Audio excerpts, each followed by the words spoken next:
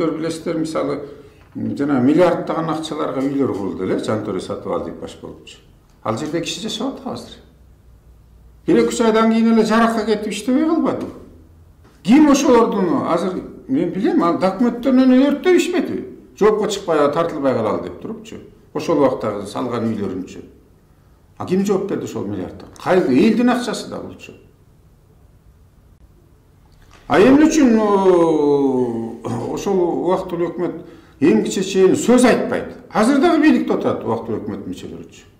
Эң кичече баары эле апрелди жамандайт дагы, андан 10 эсе, 100 эсе көп. 10 миңдеген кишилер үй сайышы кылбады. Жүрөгү сыздап жүрбөй эң кичечеенчи. А эмне үчүн бул тарыхка биз баа берген жокпуз бугачы? Юридикалык жагынан да. Бирөө жок дегенде жоопко тартылган жок. Бул кайталанбаш керек. Бул тарыхта эң жаман кара көрүнүштөрдүн бири. Сиз айттыңызчы, ошо 7 апрель революциясы болсо, бийликти убактылуу өкмөт толук кандуу колуна алса, 2 айдан кийин эмне себептен июнь окуясы Оштон башталды? Бул жакта чындыгын айтканда июнь окуясын убактылуу өкмөт мүчөлөрү баштады. Ал жерде бул сырткы дагы ички дагы күчтөр аралашты. Жаңы бутуна келип мамлекет тынчый баштаганда өзүлөрү дагы убактылуу өкмөт мүчөлөрү дагы жараны тырма урбатып койду, эсептесек болот. Жанагы ошол Салахутдинов, Батыровдарды, Иномжандарды өзүлөрү сен министр болсуң, сен губернатор болсуң, сен давай башкар. Анан алар жанагы кыргыздын туусун өрттөп, басып алуу керек, үйлөрдү өрттөп кылып кеткенден анан башталып кетпеди. Эми бул ошол Бакиевдин туугандарын кармап кел. Тапшырма ошондой болгондо. Бирок аша чаап кетишпеди аларчы. Мен Ислам Каримовго арачылык айткым келет. Ошол жана июнь окуясы болуп атканда биз жактан бир топ өзбек улутундагы жарандар качып барбадыбы? Анан ал киши дагы жөнөкөй киши эмес, тажрыйбалуу, опытный, канча жыл коммунисттик партиядан тарбия көргөн киши катары. Анан бул жерден ал киши дагы анализдеп көрдү. Эмнеден келип чыкты? Ошол жекелетиги кыргыз менен өзбек чабыша кеткен болбой, бири-бири менен да чабыша кеткен мамлекет. То есть фактылар болгондон кийин ал киши дагы чечим алып туруп, силер тарыхый жериңер ошол, кайра барасыңар да ошол жер менен, ошол жерде эл менен бирге жашайсыңар деп чыгарып туруп, чек араны катуу бууп койгон. Бул абдан туура чечим болгон. Эгер андан башка киши болуп туруп чабыш дагы уланып кете турган болсо, бул аябай чоң кантууга алып келмек.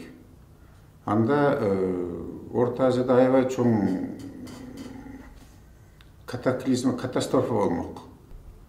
Ошон үчүн бул Ислам Каримовдун чечими абдан туура болгон деп эсептейм. Анан муну эл ачык айрым билбеген барактарын билиши керек деп эсептейм. Экинчи, буга жол бербешибиз керек деп эсептейм. Үчүнчү, тырмак чагалганда ошону уюштурган, башында турган баатырларын да билиши керек деп эсептейм. Ошол эле Батыровдарды ким чыгарды?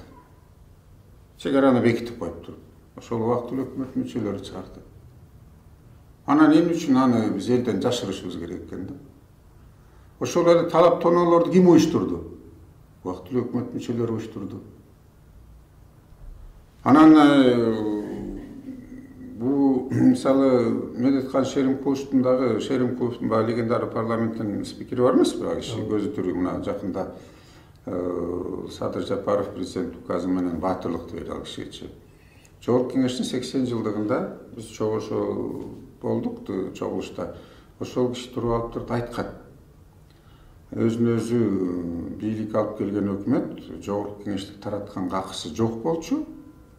Жана бул аябай терс көрүнүш, бул өнөкөт болуп калбашы керек депчи. Ага каршы сүйлөгөн Бекназаров болду кээ бирлери. А мен аларды эң башында 7 апрелде түнү бою кагаз жазып чыккам. Кайрылуу жазып, эртеси Отунбаеванын колуна берип, мына мен 9-ында жолуккам. Отунбаева менен, Бекназаров менен, Текебаев менен, Каптагаевтар менен. Силер самопальный өкмөт деп айткан, мындай кылбашыңар керек. Келгиле, мыйзам аянтына келгиле, премьер-министрди көргөзгүлө. Азыр спикер жок. Өкмөт качып жок болду, президент. Мен азыр 46 депутат макулдугун алып атам. Сессия чыгарганга болбойт, бирок өкмөт башчысын көргөзгүлө, биз бекителик. Анан токтом менен, указ менен кетсеңер болот. 2005-жылда булар Курманбек Исаевич Бакиевди өзлөрү алып келишкен бизгечи. Бекитип бергиле, бул киши татыктуу, тажрыйбалуу, мурун премьер-министр болгон. Азыр бул кишини бекитип берсеңер, кичине мамлекетти сактап калганга жакшы болот эле деп өзлөрү алып келген. Ошол Отунбаева, тиги Бекназаровдор бар, Исмаил Исаков, тиги Топчубек Тургуналиевтерчи. Анан биз ошол убакта парламент премьер-министр кылып бекиттик. Анан ал киши токтом чыгарып, өкмөттүн программасын жана өкмөттүн составын бекитип келип туруп, анан президенттин милдетин аткаруучу болуп туруп, указ чыгарып, анан кийин референдум менен шайлоолорду аныктап туруп, мыйзам аянты менен кетишкен. Апрелде болсо алар баш тартты. Болбой коюшту. Мен жолуктум алар. Ак жолдон бата албай эле коелучу дейт. Бирок ак жолдон сырткары ушу Отунбаева да СДПКнын мүчөсү болчу, депутат болчу бизде. Коммунисттер тиги Исхак Масалиев жетектеген коммунисттер бар болчу. Эмне мамлекеттин келечеги үчүн ошол мыйзамды кантип менен кетсе туура эмес болот беле? Жок. Өкмөттүн мүчөлөрүнө жанагыдай банктарды толуу кызыкчылыгы көбүрөөк болгон, чен мамлекеттин келечеги калтырды. Ошон үчүн биздин убактылуу бул түзүлүп аткан комиссиянын максаты коомдук комиссиябыз. Бизди өкмөт же бирөө каршылаган жер жок. Же биз тиги шыйпаңдап азыркы бийликти баш отубуз менен мактап жактап колдойлу деген жерибиз жок. Бирок момундай төңкөрүш эзерде болбосун. Жүрөктө сактап жүргөн кара такты алып таштайлык. Эл билсин. Мындай кайталанбасын деген максат менен биз ушул коомдук комиссияны түзгөнбүз. Жакында мына сайт ачылат. Ошол жерге бизде көп материалдар топтолуп атат азыр. 11 кишиден турган комиссия ишин баштаганбыз. Ошол ар ким ой тилеги же чыгып айта турган сөздөрү болсо, же факты, далил материалдарын берсе, биз аны алып чыгабыз. Бирок бир багытта эмес, бирөөнү жамандап, бирөөнү мактайлы деген бизде андай ой жок. Биз ачыгын чыгарып, эл өзүн билсин, эл тараза болсун.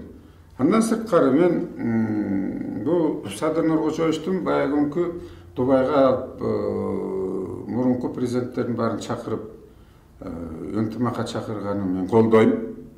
Бул туура маселе деп эсептейм.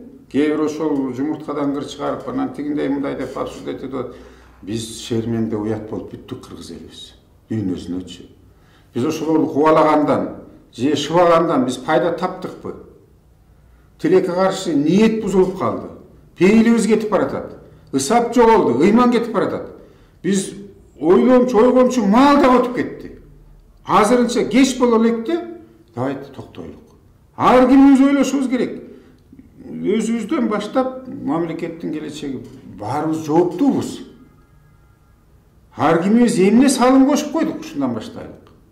Бирөөнү эле бийликте эле шыба берген эмес. Балдарың токпу, курсагы токпу, кийим кечеси барбы, мектеп кандай окуп атат? Көчөбүз тазабы, огородубузда малдын курсагы токпу? Огородду шыпырып койдукпу, короону жок. Кээ бир жалаң саясат сүйлөйбүз. Ошол эле маалда сунушту да айтышыбыз керек, кемчиликти да айтышыбыз керек бийликке. Себеби бийликти биз шайлагандан кийин өзүбүз налог төлөмөй аткандан сураганга, анан бизге иштегенге, мажбур айтканга биз өзүбүздүн акыбыз бар деп эсептейм.